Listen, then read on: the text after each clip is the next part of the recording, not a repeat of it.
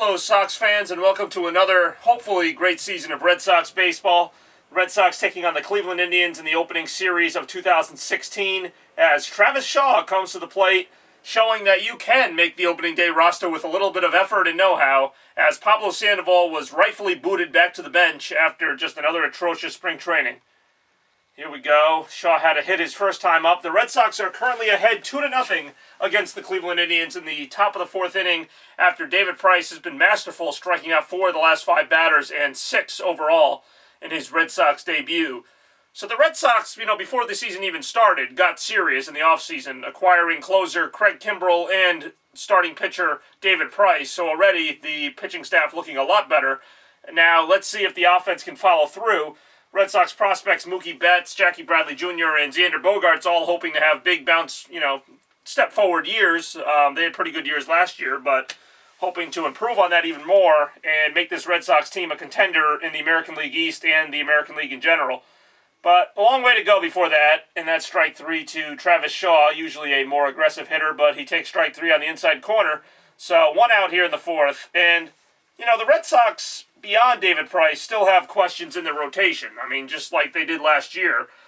The Red Sox last year seemed to think it was a good idea to throw out a bunch of okay pitchers, and maybe one of them would be better than okay. And at times, Joe Kelly was pretty good, and Clay Buchholz was pretty good, but they either got injured or just didn't pitch well for long stretches, and you can't really have that in a marathon season like baseball. You can go through a couple bad starts, but in the big picture, you can't be, 10-15 with a 5 ERA. It just seemed like that's what a lot of the Red Sox starters did last year. They won maybe 8 games apiece, and, the team as a whole only won 78 games. It was pretty disappointing to watch.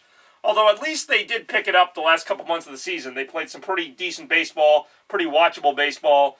Contrast that with 2014 and most of 2015, and, there were some signs to be optimistic about this year's team, and obviously their outlook got a lot better once they picked up David Price, because you knew at least, now once every 5 days, you're not going to be watching a mediocre performance. You're going to be watching a pitcher who knows what he's doing, and maybe can somehow, bestow that talent onto the other pitchers. I don't really buy into that as much. The whole, if you get a great pitcher, he makes the other pitchers better. He's not going to make them worse, but I don't know. Still way too early to see if David Price's presence has any effect on Buchholz, Porcello, Joe Kelly, or even Eduardo Rodriguez and the other pitchers on the staff. We'll have to see how, if at all, that impacts the other pitchers. But right now, they have a good chance to win, if only because David Price is pitching. They're ahead 2-0. Mookie Betts getting a home run, one of those Red Sox prospects that came up big last year, hoping to do the same this year.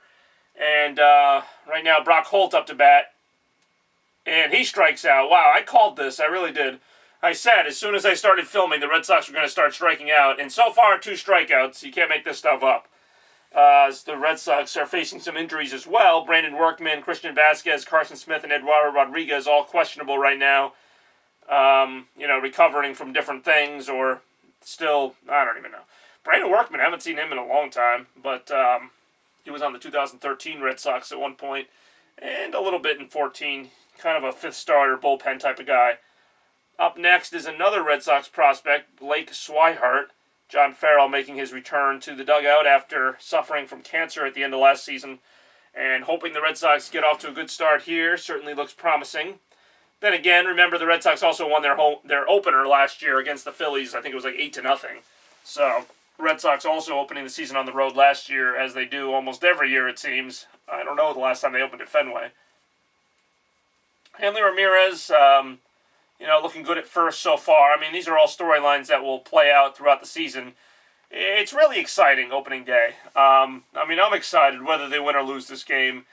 I'm excited for the promise of a season where, I don't have to watch the games and just, shoot myself in the head because they're so terrible. I'm just kind of hoping for something I can at least enjoy.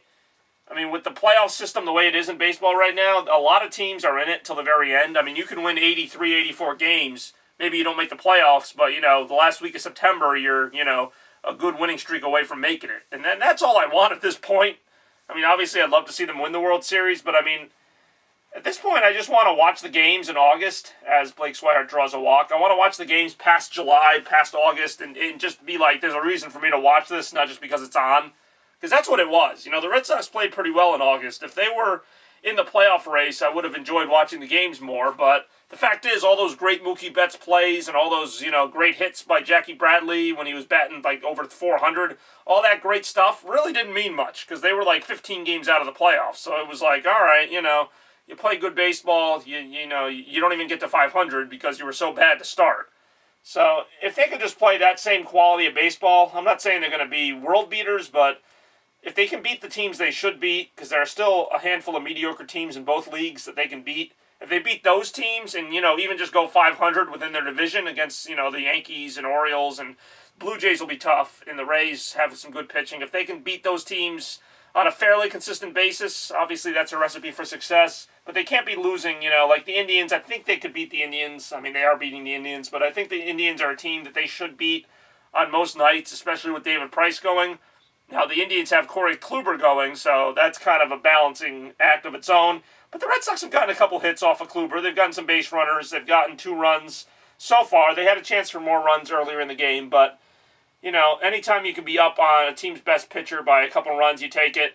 Jackie Bradley Jr. hits that one into the shift, and that will be the 3rd out of the inning. So the Red Sox not doing anything in that inning, but David Price, of course, on the mound. Red Sox hoping for good things in 2016. I'll be checking it out with you more this summer as the Red Sox go to try to compete for a World Series. Let's see what happens.